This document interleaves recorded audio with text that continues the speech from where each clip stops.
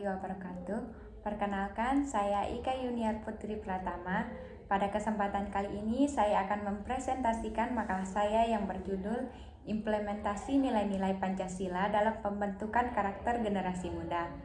Semoga presentasi yang saya jelaskan dapat menambah wawasan dan dapat dipahami oleh kita semua. Nah, langsung saja kita akan mulai ke pembahasannya. Baik, yang pertama saya akan menjelaskan tentang konsep pendidikan Pancasila. Pendidikan Pancasila adalah upaya sistematis untuk mentransformasikan nilai-nilai Pancasila kepada generasi muda agar mereka dapat memahami, menghayati, dan mengamalkan nilai-nilai tersebut dalam kehidupan mereka. Pendidikan Pancasila tidak hanya dimaksudkan sebagai mata pelajaran formal di sekolah, tetapi juga sebagai bagian dari proses pembentukan karakter yang berlangsung sepanjang hidup. Pendidikan Pancasila berfungsi untuk yang pertama yaitu menanamkan nilai-nilai dasar dalam kehidupan bermasyarakat. Pancasila mengajarkan pentingnya nilai kebersamaan, toleransi, dan saling menghormati antar sesama yang menjadi dasar dalam kehidupan berbangsa dan bernegara.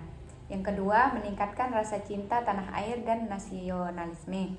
Pancasila mengajarkan pentingnya rasa kebangsaan dan kesatuan bangsa Indonesia, serta mendorong generasi muda untuk mencintai Indonesia dengan penuh tanggung jawab.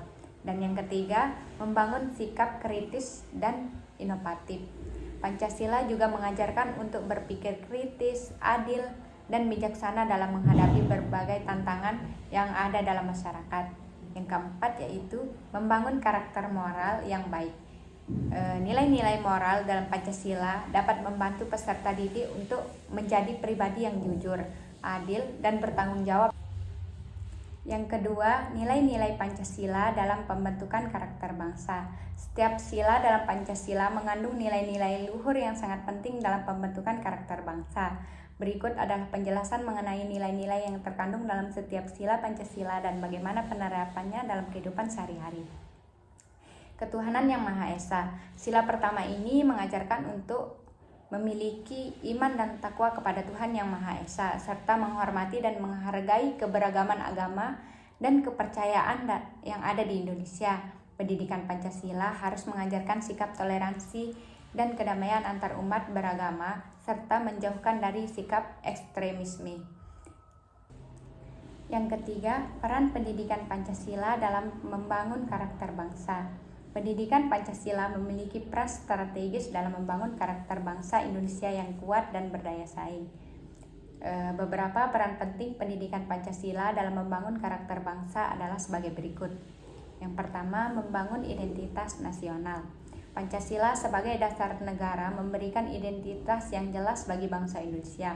Melalui pendidikan Pancasila, generasi muda akan memahami dan mencintai nilai-nilai yang membentuk negara ini, yang pada gilirannya membangun rasa bangsa menjadi bagian dari bangsa Indonesia. Yang kedua, menghadapi tantangan globalisasi. Di tengah globalisasi yang membawa perubahan cepat, pendidikan Pancasila dapat membantu generasi muda untuk tetap menjaga jati diri, beradaptasi dengan perkembangan zaman, dan tetap setia pada nilai-nilai kebangsaan yang luhur. Yang ketiga, menangkal radikalisasi dan intoleransi.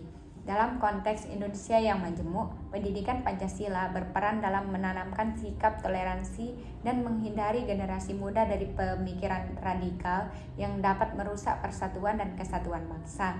Yang keempat, meningkatkan kualitas moral dan etika. Pendidikan Pancasila juga berfungsi untuk memperbaiki kualitas moral dan etika masyarakat Indonesia dengan mengamalkan nilai-nilai Pancasila. Setiap individu akan lebih peka terhadap masalah sosial, lebih peduli terhadap sesama, dan lebih mampu bertindak secara bijaksana dalam setiap keputusan. Dan yang keempat yaitu tantangan dalam implementasi pendidikan Pancasila.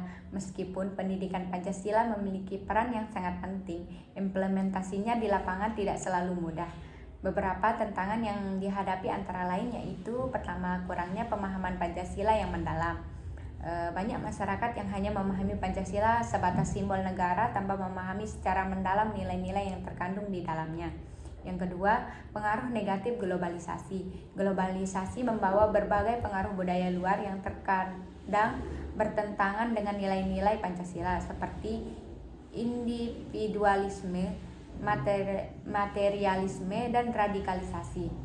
Yang ketiga, keterbatasan fasilitas dan sumber daya. Di beberapa daerah, fasilitas pendidikan yang memadai untuk pembelajaran Pancasila masih terbatas, serta kurangnya pelatihan bagi pendidik untuk mengajarkan Pancasila dengan efektif. Sekian dari presentasi saya kali ini. Karena saya sudah menjelaskan materi saya dan kesimpulan dari materi saya, maka berakhirlah presentasi kali ini. Terima kasih, semoga bermanfaat bagi semua. Assalamualaikum warahmatullahi wabarakatuh.